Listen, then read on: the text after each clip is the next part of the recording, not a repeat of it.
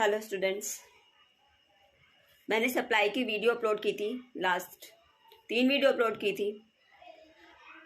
I hope कि आपको पसंद आई होगी। अब मैं अकाउंट्स के टॉपिक पे वीडियो बना रही हूँ जो सेकंड टर्म में आएगा, that is bills of exchange. अगर आपको मेरी ये वीडियो अच्छी लगे तो please like it, subscribe my channel and share as much as you can.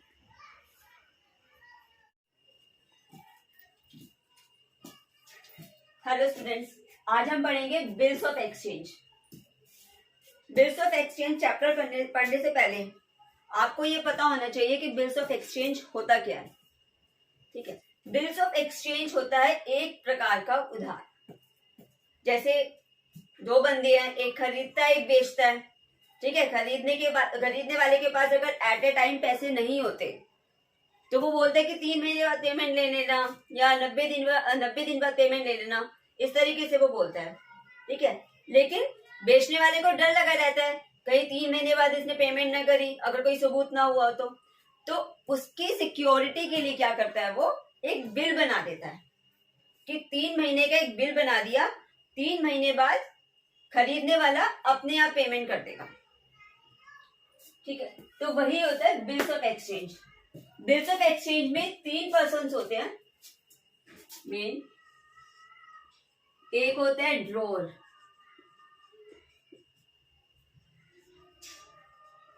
एक होता है ड्रॉइंग और एक होता है पेइंग। ठीक है, ड्रॉर को आप बोल सकते हो सिंपल सी भाषा में बेचने वाला, यानी सेलर। ठीक है,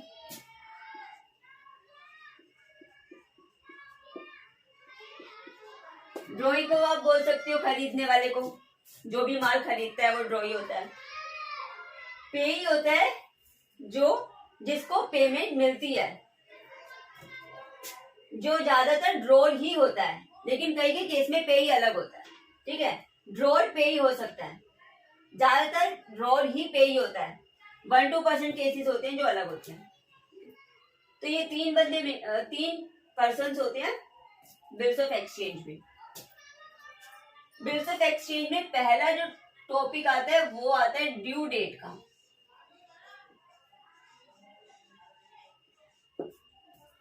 ड्यू डेट क्या होती है? जैसे मैंने आज सामान खरीदा तो मुझे 3 महीने का बिल बना के दे दिया, तो 3 महीने के बाद की date plus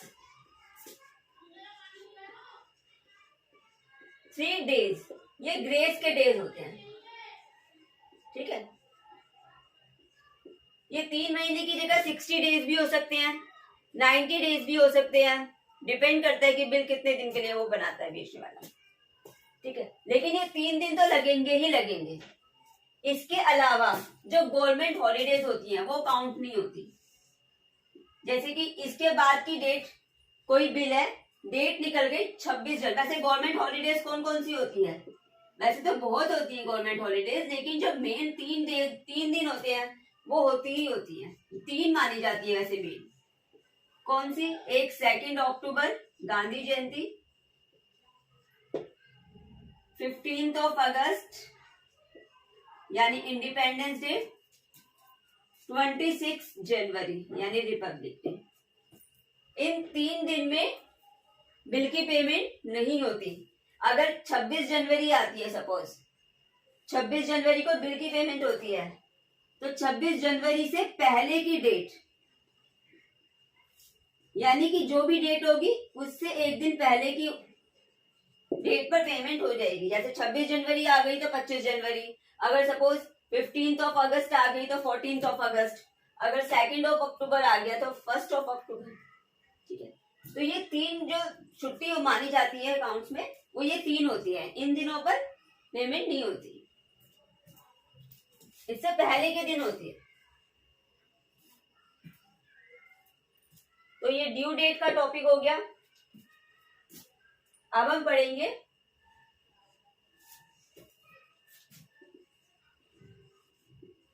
cell of goods. सबसे पहले काम क्या होता है? माल खरीदने का और बेचने का। आपने जनरल चैप्टर तो अकाउंट्स का कराई होगा, उसमें सेल परचेज की भी एंट्री होती है, तो वही एंट्री है यहाँ पर भी होगी। सेल की परचेज की एंट्री चेंज नहीं होती, तो वही एंट्री यहाँ पर भी होगी। सेल ऑफ गुड्स की एंट्री क्या होती है? सेल अगर दो बंदे हैं, मेन हम पहले दो को लेके चलेंगे। एक हो गया ड्रॉअर और एक हो गया ड्रॉई। ड्रॉअर हो गया बेचने वाला, तो सेल करी इसने, किसको सेल करा है? ड्रॉई को। सपोज ये ए है, ठीक है, और ये बी है, तो जर्नल एंट्री का क्या बनेगी?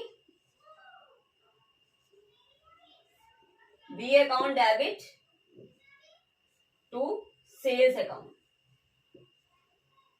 और ड्रॉई में क्या बनेगी? Purchase account debit to A.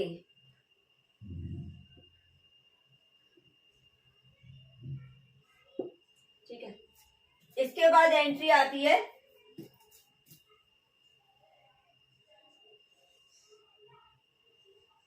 Acceptance of bill.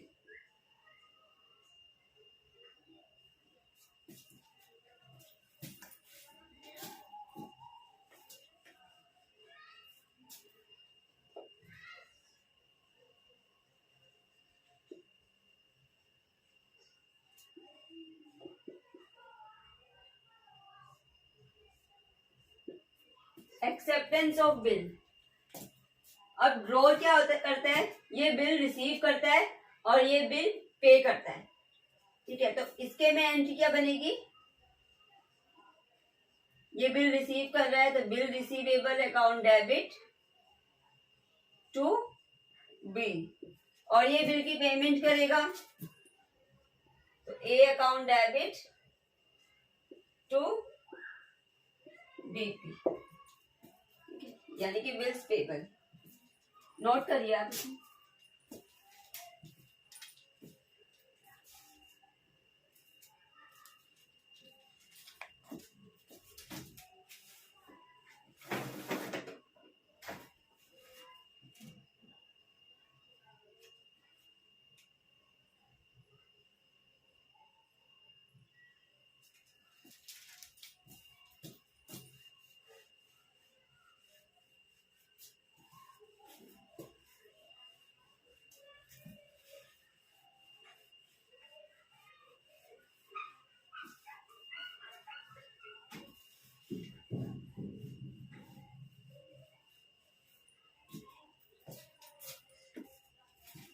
अब इसमें हम 4 केसेस पढ़ते हैं।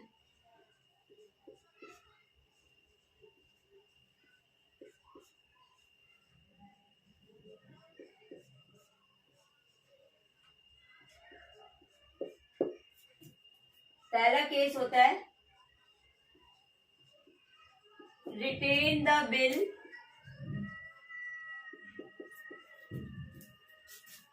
Till maturity.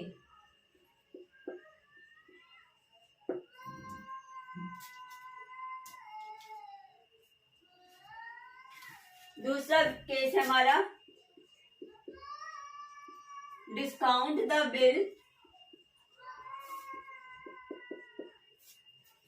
With the bank.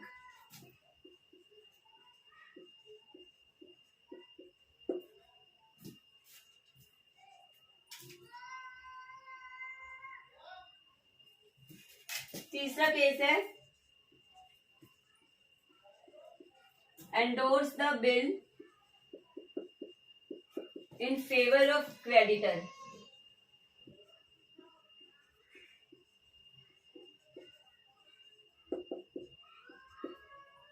चौथा केस है बिल सेंड टू बैंक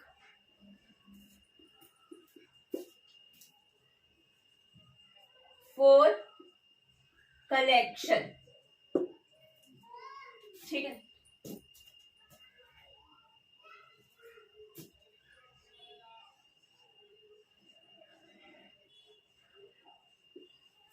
अब ड्रॉअर होता है एक,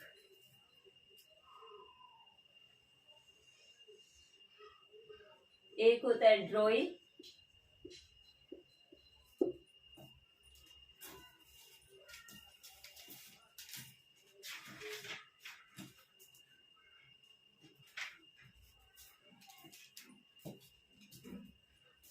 सबसे पहले retain the bill till maturity, इसका मीनिंग क्या है? Case 1, retain the bill till maturity, यानी कि अगर आज बिल रिसीव हुआ है, 3 महीने की बाद की डेट है, तो 3 महीने प्लस 3 डेज ऑफ ग्रेस, उस दिन को वो मैच्योरिटी डेट कहलाएगी। तो उस मैच्योरिटी डेट पर बिल की पेमेंट हो गई, यानी कि उस बिल पर बिल की पेमेंट हो गई या हो जाएगी। ठीक है, retain the bill till maturity. First मैंने आपको बताई थी, सेल की अगर तुम्हें दे रखी है तो सेल की एंट्री करनी है, नहीं दे रखी क्वेश्चन में तो नहीं करनी। फिलहाल सेकंड एंट्री मैंने बिल एक्सेप्टेंस की बताई थी, वो होगी ही होगी, वो हर केस में होगी। ठीक है, third entry retain the bill till maturity, इसकी क्या एंट्री होगी? अब ड्रॉर है, मैच्योरिटी का मतलब है जो ड्यू डेट थी उस डेट पर उसकी पेमेंट हो गई। तो ड्रॉर के पास, ड्रॉर कौन होता है? सेलर। बेचने वाले के पास पैसा आएगा तो इसके पास क्या आएगा? Cash.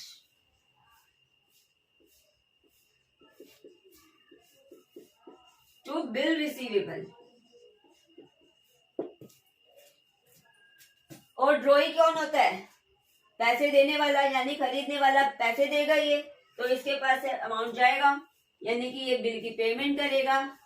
BP account debit to cash account.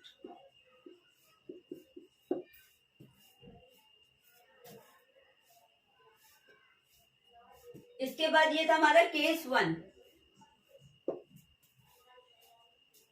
अब मैं बात करूं केस 2 की, discount the bill with the bank. अब इसका क्या मीनिंग होता है? इसका मीनिंग होता है जैसे कि 3 महीने का बिल बनाया, ठीक है, ड्रॉर ने 3 महीने का बिल बनाया, लेकिन ड्रॉर को क्या था, उसी टाइम उसको पेमेंट चाहिए थी, लेकिन बिल बन चुका है 3 महीने का, इसको पैसों की जरूरत होगी, तो इसने बैंक से जाके बोला कि तुम मेरा 3 महीने का बिल रख लो। ठीक है, 3 महीने का बिल रख लो, आप मुझे अभी पैसे दे दो, 3 महीने बाद जब बिल की पेमेंट आएगी तो आप रख लेना, उसके बदले आप मुझसे कुछ चार्ज ले लो। तो अगर सपोज 10,000 का बिल था तो बैंक ने उसके साथ बातचीत हुई, ठीक है, मान गए। अब बैंक ने क्या किया? बैंक ने कहा ठीक है, लेकिन उसके बदले वो डिस्काउंट मांग रहा है, यानी कि अगर 3% का डिस्काउंट हुआ, यानी जितने परसेंट का भी डिस्काउंट होगा वो अमाउंट काट के बैंक जो है ड्रॉर को पे करेगा। वो होता है discount the bill with the bank.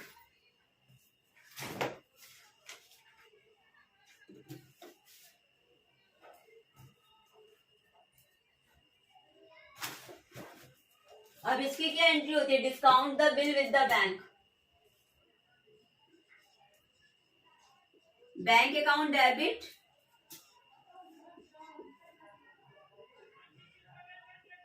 Discount charges account debit to BR। ठीक है, सेम इसमें ये पे करेगा और इसमें एंट्री सेम रहेगी, बीपी टू कैश, इसमें चेंजेस नहीं आएंगे। ठीक है, थर्ड केस आता है हमारा endorse the bill in favour of creditor. Endorse the bill in favour of creditor. अब इसका मीनिंग क्या होता है?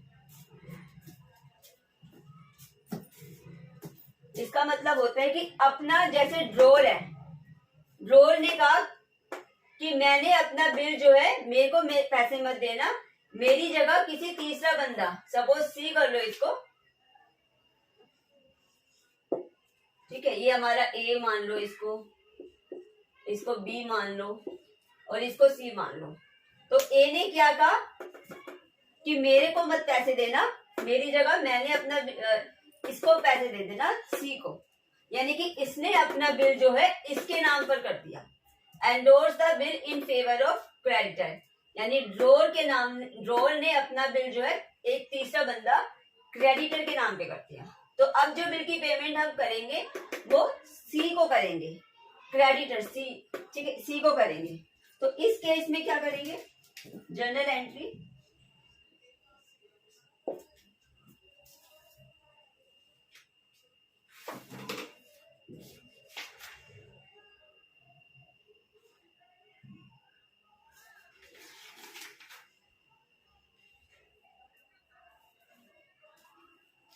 अब इसने क्या करा, बिल ए ने सी के नाम पे कर दिया, यानी कि इसके पास से बिल चला गया सी डेबिट टू बी आर, ठीक है। अब तीसरा बंदा आ गया क्रेडिटर, यानी एंडोर्सी, इसको क्या बोलेंगे, एंडोर्सी।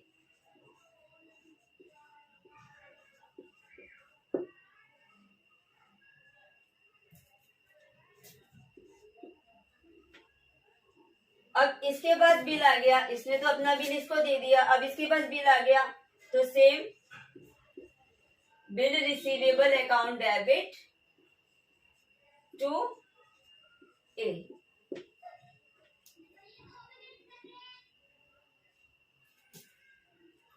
एक एंट्री इसने इसको बिल दे दिया, अब इसके पास बिल आ गया। अब ड्यू डेट पे पेमेंट किसके पास जाएगी, सी के पास जाएगी, यानी कि सी, अब ड्यू डेट पर पेमेंट हो गई तो सी के पास पेमेंट जाएगी cash account debit to B are.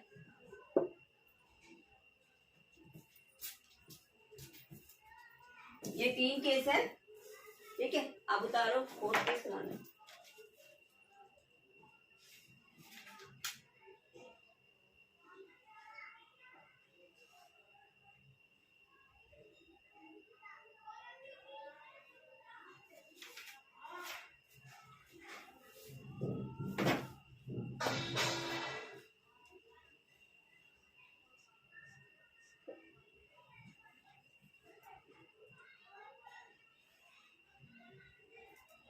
अब फोर्थ केस है bill send to bank for collection, यानी बिल को बैंक के पास कलेक्ट होने के लिए भेजा जाएगा।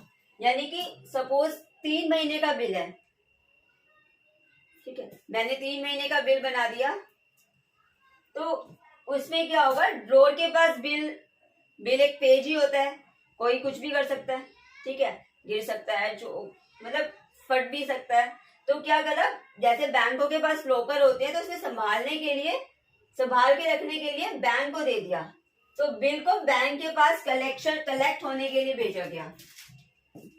तो इसकी एंट्री क्या होगी, bill send for collection account debit to B R, ठीक है, एक ही एंट्री होगी।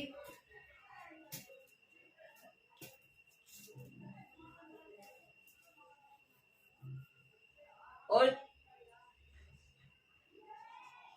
दूसरी एंट्री क्या होगी, अब पेमेंट आएगी बिल के पास, बैंक अकाउंट डेबिट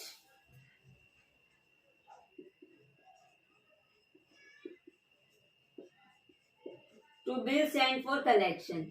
ये दोनों एंट्री जो है ड्रॉर में होगी, ठीक है।